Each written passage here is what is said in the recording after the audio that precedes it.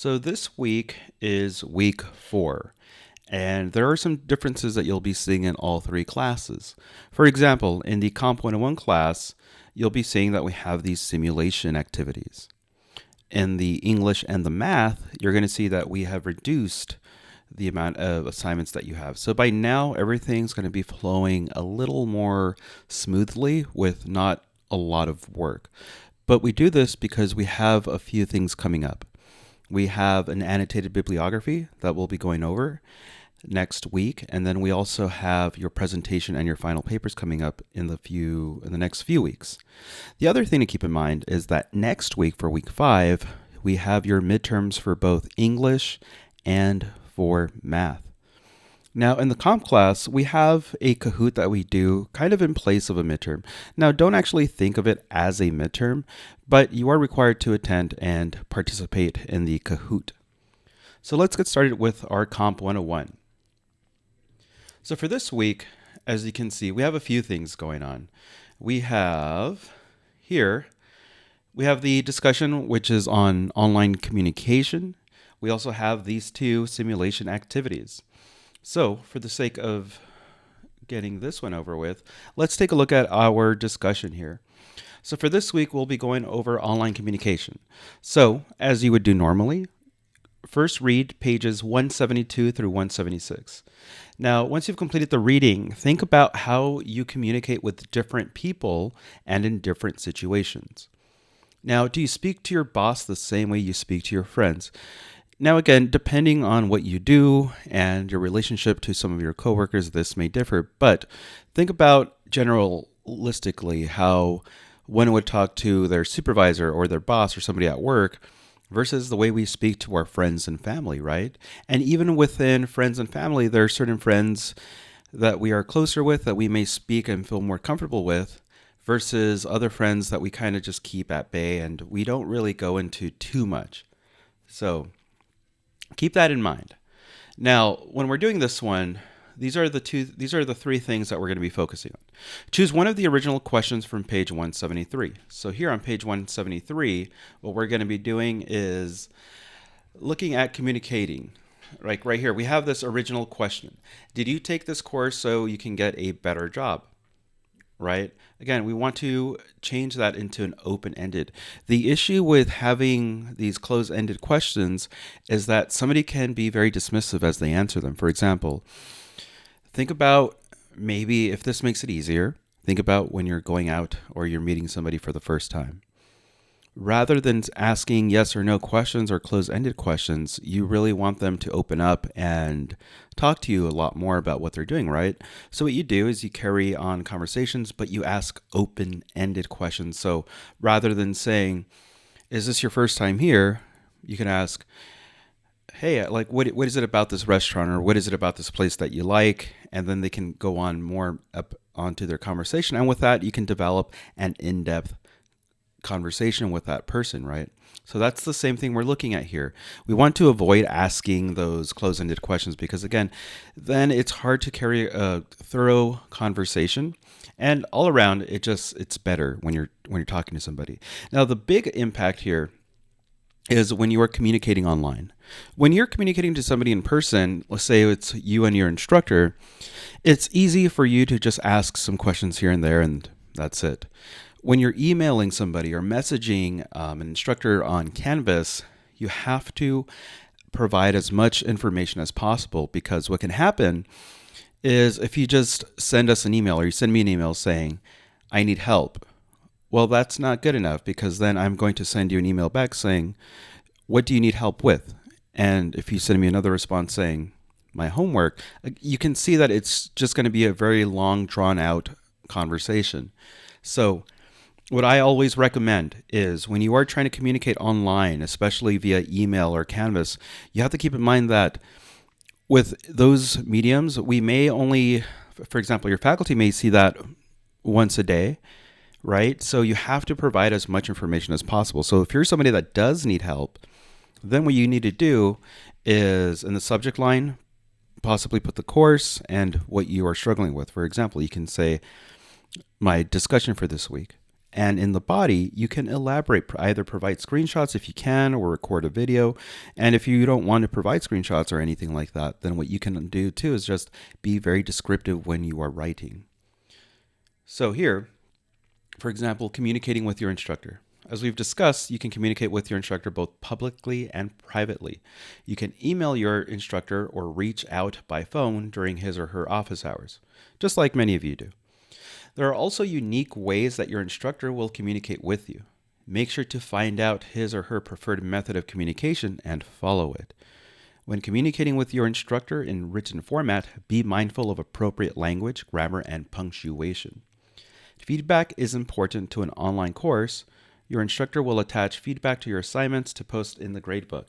The gradebook may be located in the class LMS or any accompanying websites that your instructor may be using. For example, we use Canvas, right? So when you all submitted your drafts, I went ahead and provided any feedback that you needed. That's what your instructor should be doing. And anytime you're not doing well, we'll reach out to you and communicate and see what you're doing. So again, keep that in mind, because in your programs, there's going to be, for the first 2 terms, you're going to be mostly online. Now, some of you, depending on what program you're in, if you're in the ST program, for example, then you're going to come to campus, I believe, starting term 3.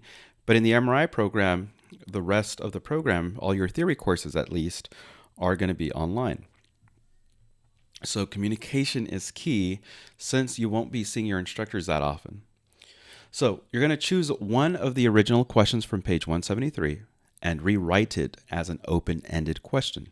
Then answer it yourself. Next, explain why it is compelling to ask open-ended questions in online forums. And I've already provided you with some examples.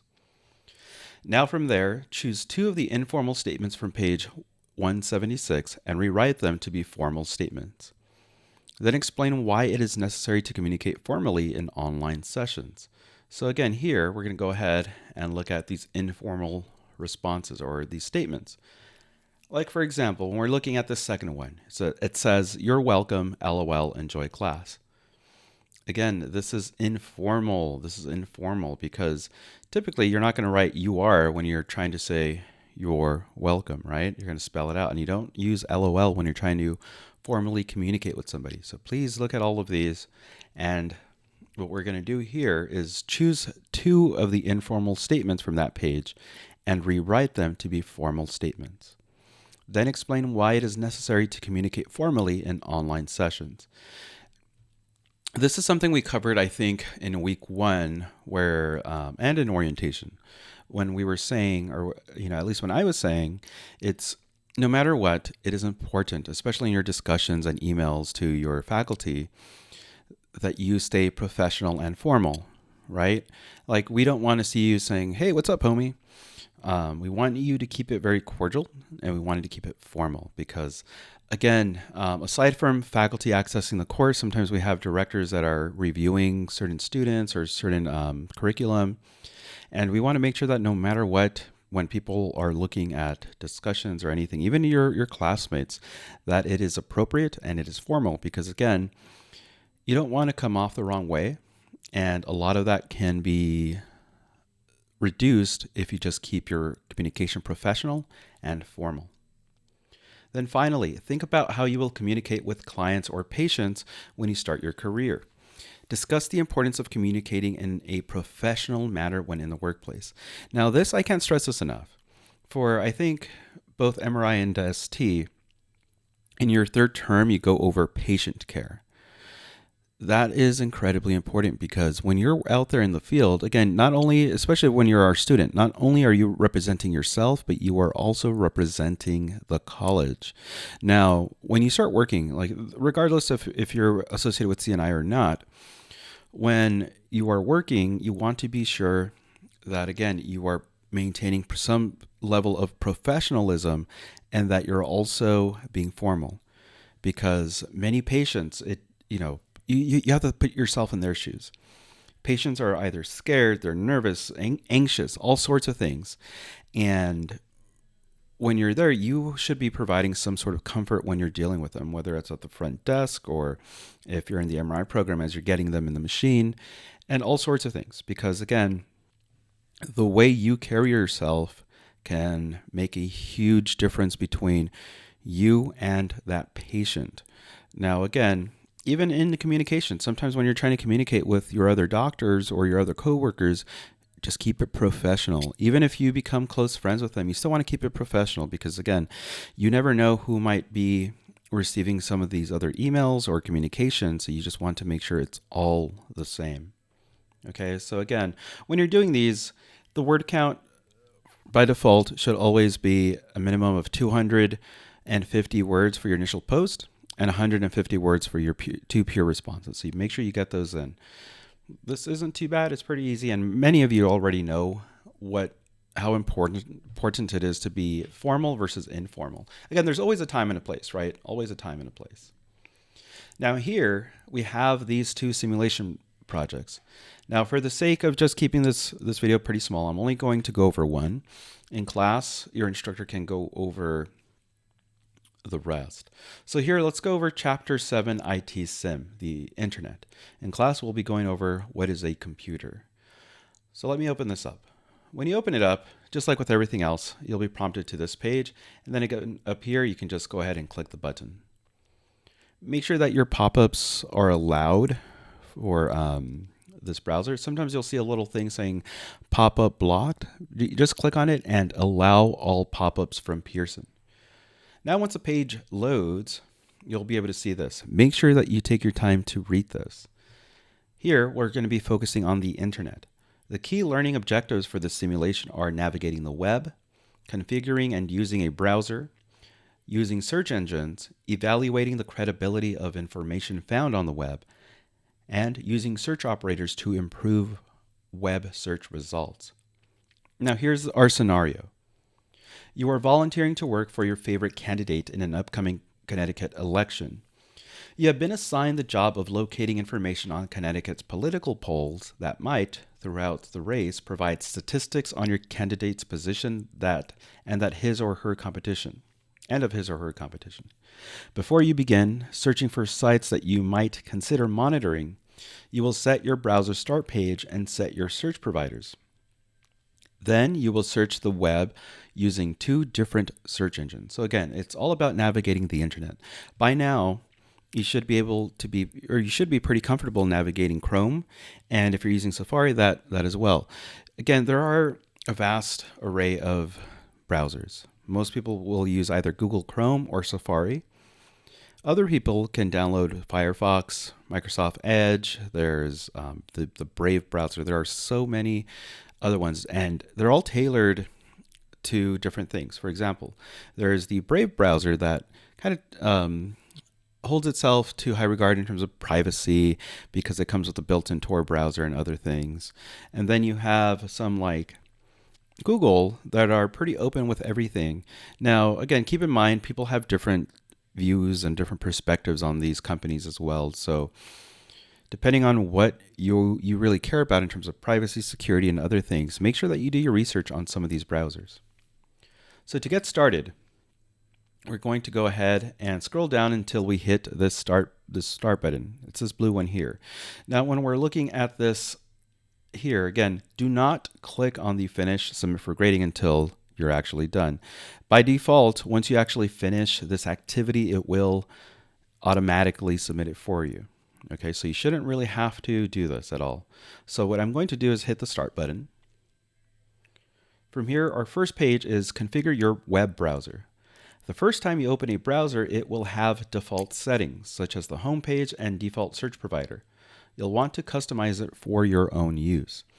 For example, for many of you, or for all of you, when you were here, when you received your laptops, us in IT, what we did is we configured your dock. We've also configured your dock here, right? We went ahead and added some applications that we thought or we know would be best for you. But the default browser that we provided for you is Google Chrome.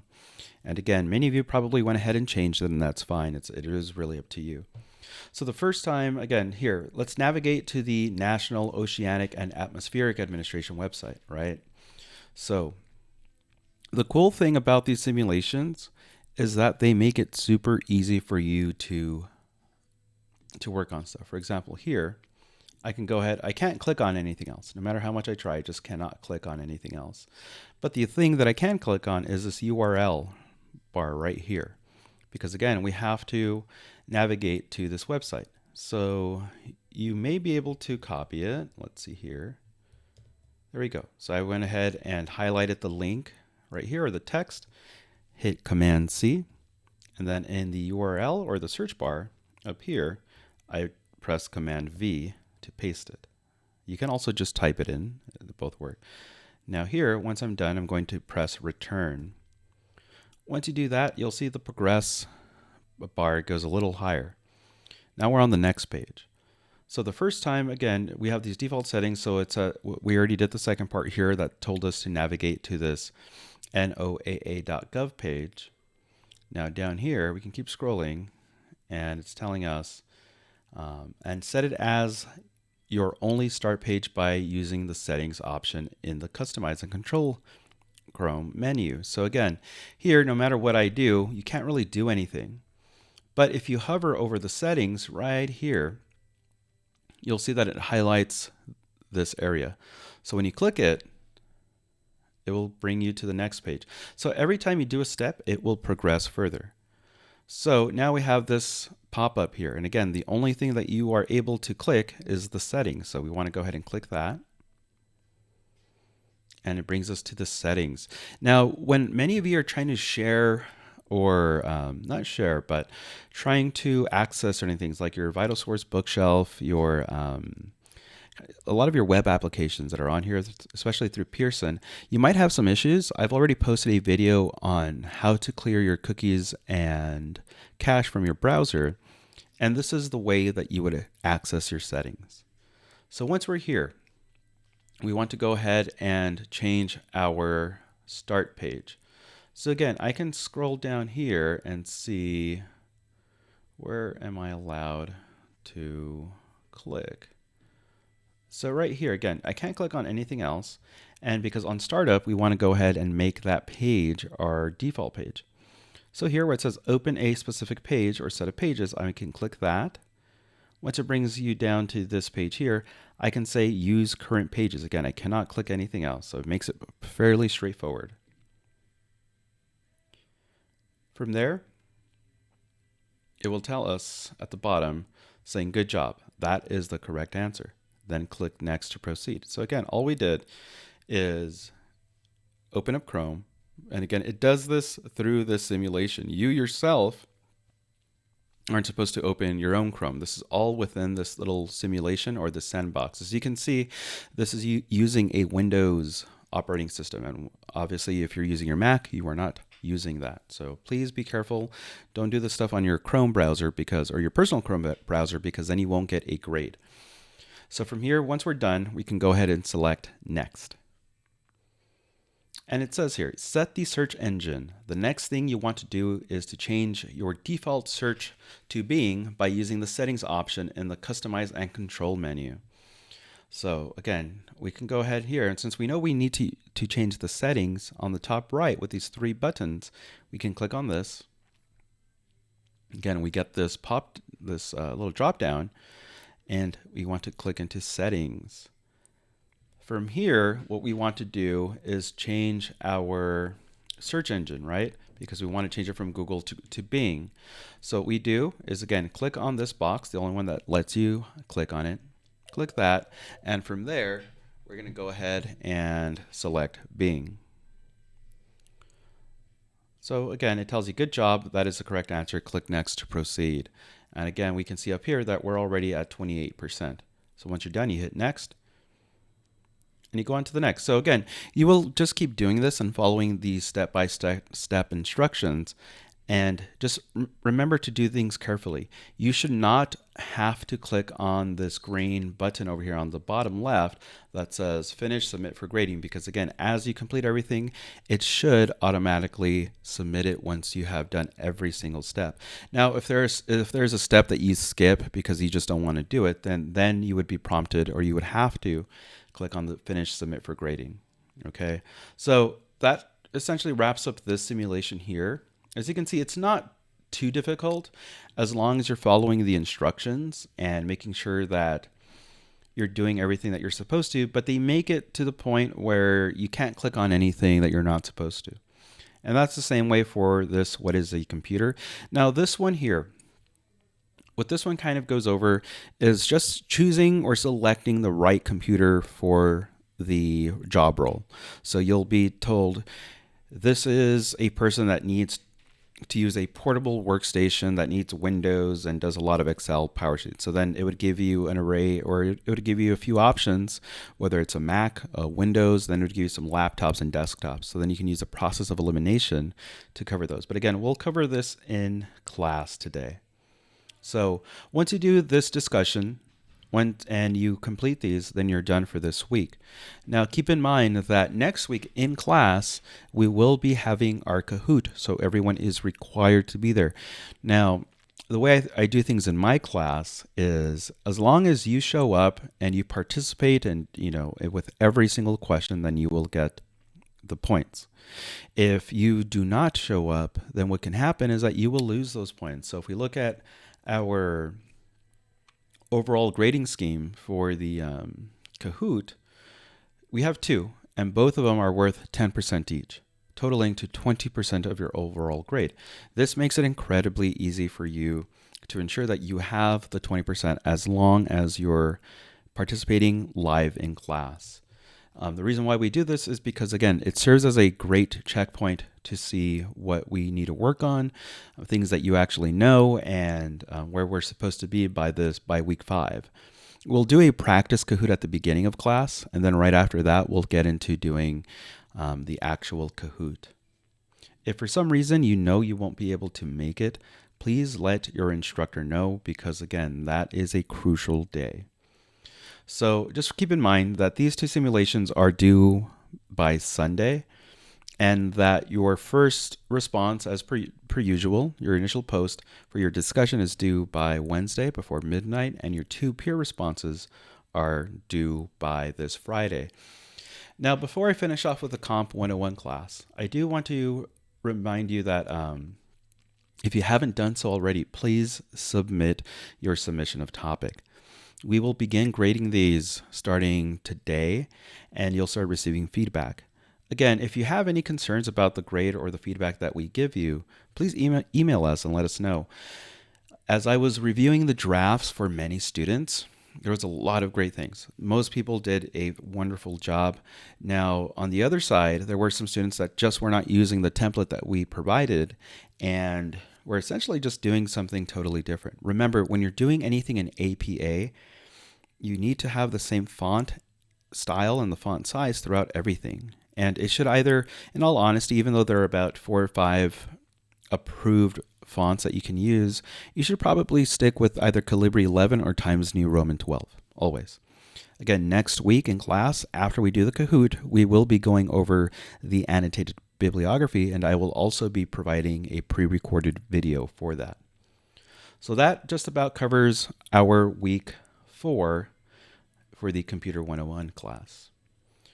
Now let's move over to your English class.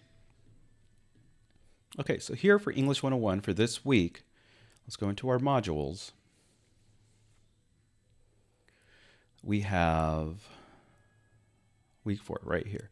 So as you can see now, we no longer have the 2 discussions and the review quiz as we've done before.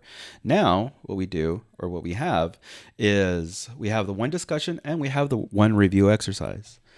This week I will be hosting a midterm review for both your English and your math course. So please be on the lookout for my announcement in your class, as I will be asking what days work best.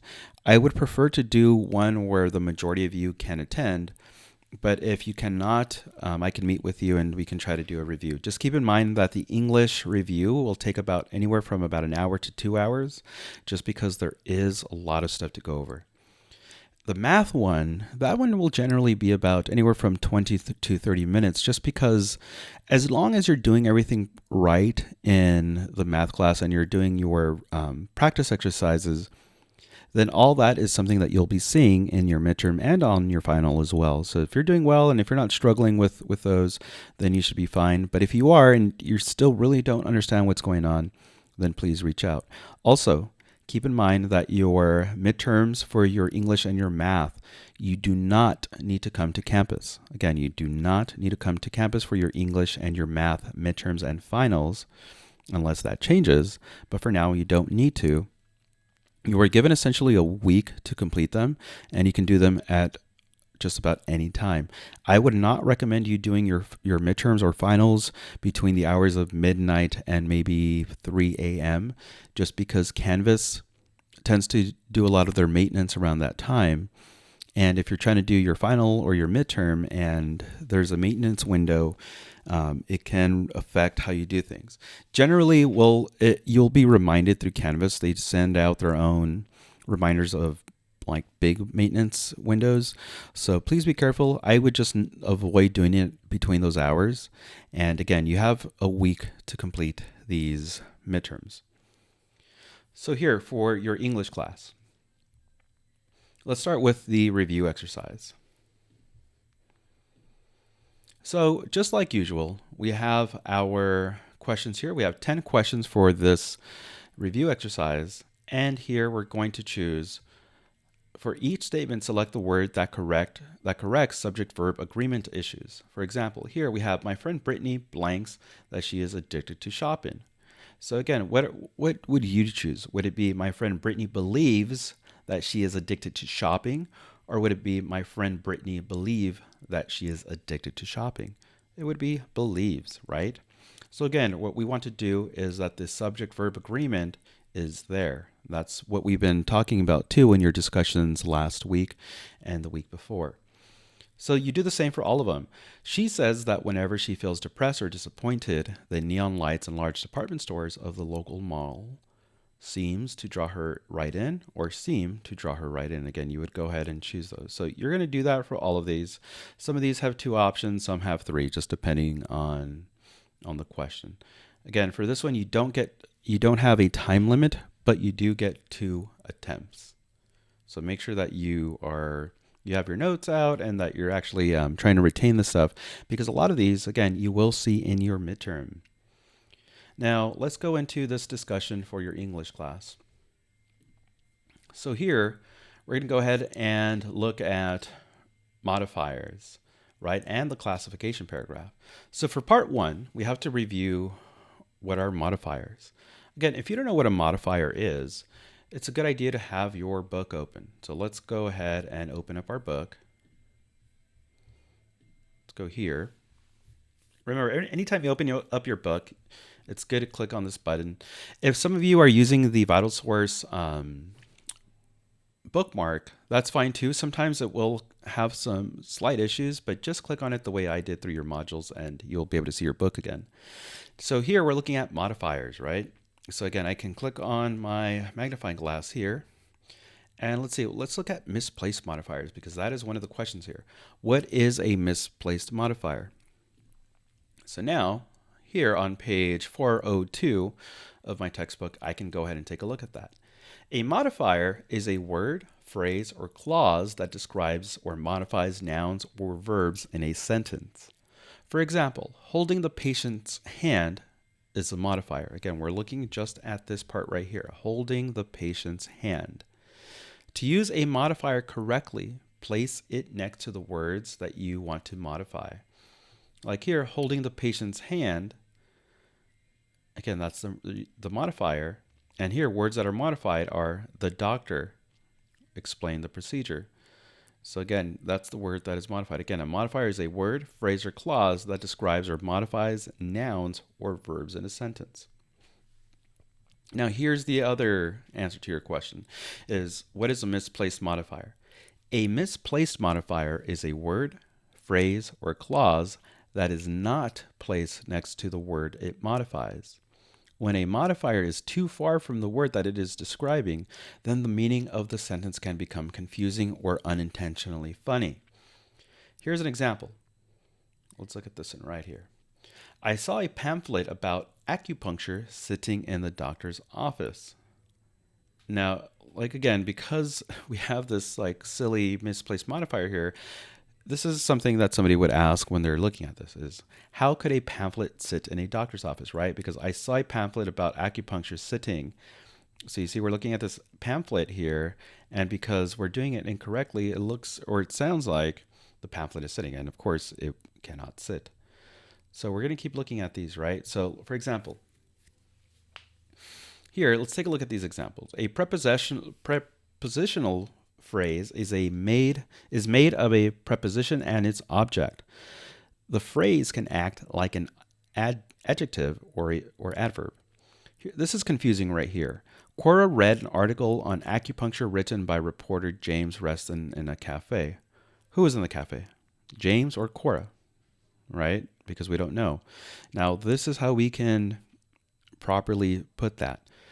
In a cafe, Cora read an article on acupuncture written by reporter James Reston. So you see here how we have this nice modifier right here because in a cafe, who's at the cafe? Cora. Now we know that Cora is there.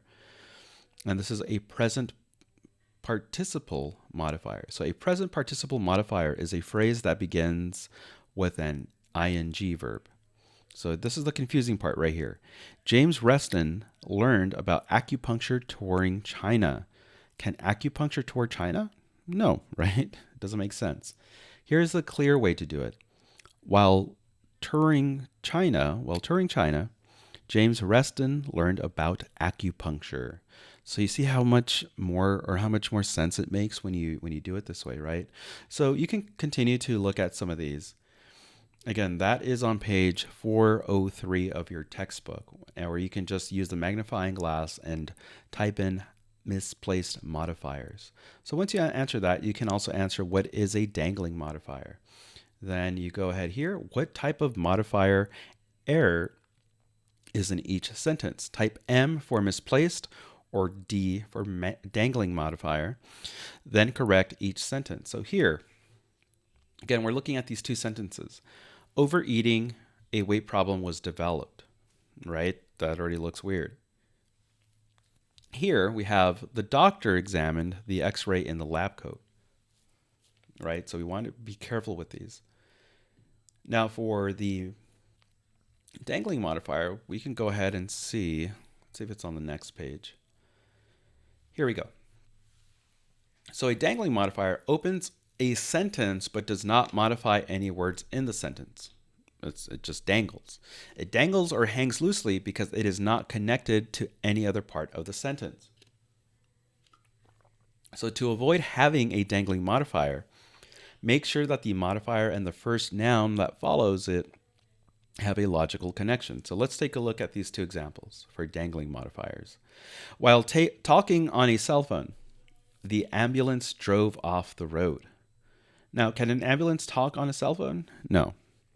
So the way we want to write this clearly is while talking on a cell phone, the ambulance technician drove off the road, right? Because again, the technician is the one that drove off. The ambulance itself cannot, or at least not talk on the phone. Here's the other confusing example. To get into medical school, high grades are necessary. Can high grades get into a school? So again, you see how it's confusing? To get into medical school, high grades are necessary. Now here, to get into medical school, students need high grades. Again, we're making sure that we're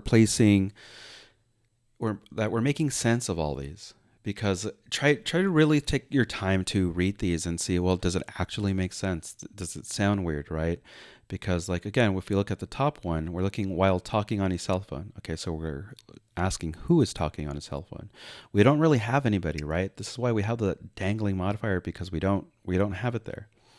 The ambulance drove off the road.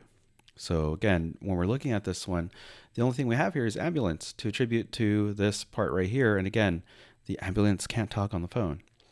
So we added the ambulance technician, just like here we added the students need the high grades. Okay, so again, you have various examples.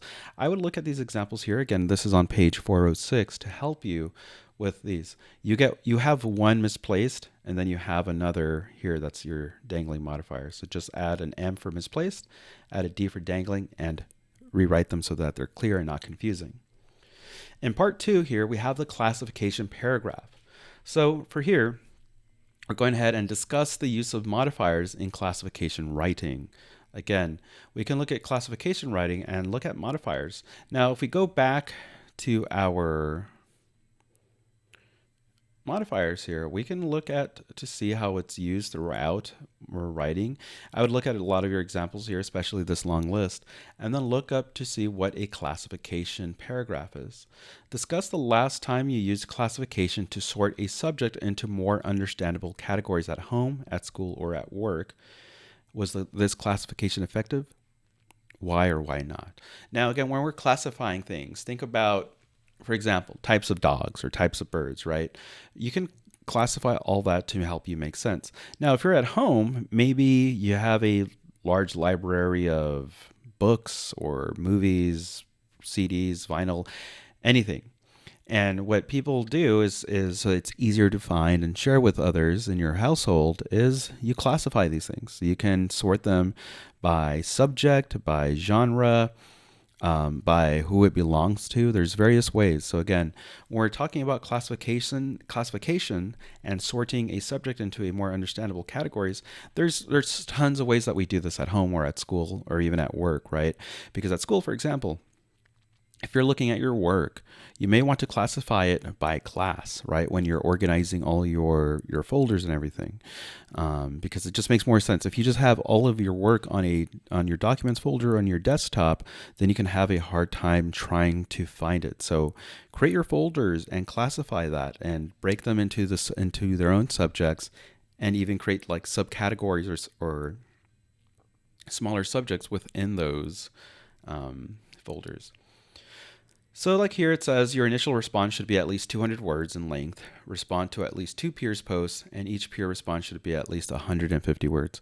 Now that I'm looking at that, going back to the comp class here, let me just go ahead and make the change here. But as I was talking about here, I think initially I said 250 words for the initial, but it should be, let's go back. I believe I did it. It should be 200 words, 200, 150. So what I'm going to do for you guys is going here, and just copying what I already had here, where your initial post is 200 and your peer response is 150. Just to avoid any confusion, I will go ahead and make sure that this is all set up for you guys. So here, now you can see we went ahead and changed that. So again, unless you're told otherwise, make sure that you look at the count. And for the most part, you're always going to do 200 for your initial and 150 words for your peer responses. Again, unless you're told otherwise, but just keep an eye out and look at that. So that essentially covers the English class. Again, there's not much this week, which is great, because again, you've already had your submission of topic assignment, which was pretty big, and you just kind of need to now, if you have fallen behind, this is the time to catch up. Again, reach out to your faculty, reach out to your instructors if you need to make up anything, but try not to be behind too far, because what's going to start happening now, since we're in week 4, is students will start receiving letters of concerns or be placed on probation if your grade is below 70%. So keep an eye out for that. Okay. So here, now let's go to Math 101. So with Math 101, if we go to our modules, we can go ahead and take a look at what we have for this week. And just like with the English, as we have a reduction in our assignments. So before, you would have 2 practice exercises and a discussion, but now we just have 1 of each. So let's start off with our practice exercise for the math. Here, just like you've had before, you have your 20 questions, right? They're all multiple choice, and it's related to your chapter. And for this week, we're focusing on chapter 7. So make sure again that you are reviewing these properly, right? We're looking at here, we're doing conversions from inches to feet and other metrics there. So once we're back in our week 4, we have our week 4 discussion as per usual.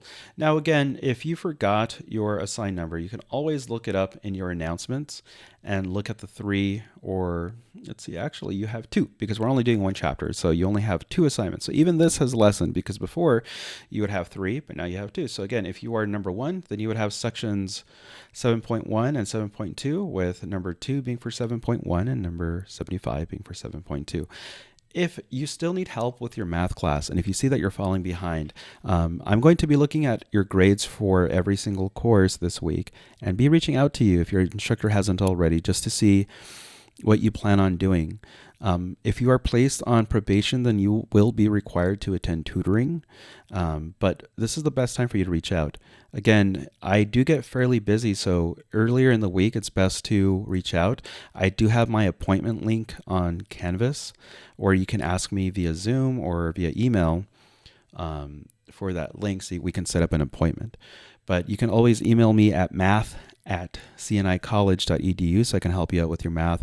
If you're struggling with your English class, then email us at writing@cnicollege.edu, or again, you can always just email me directly at jortiz@cnicollege.edu, and I can help you out with all of your courses. So that essentially is just a quick overview of week 3. So I hope that helped.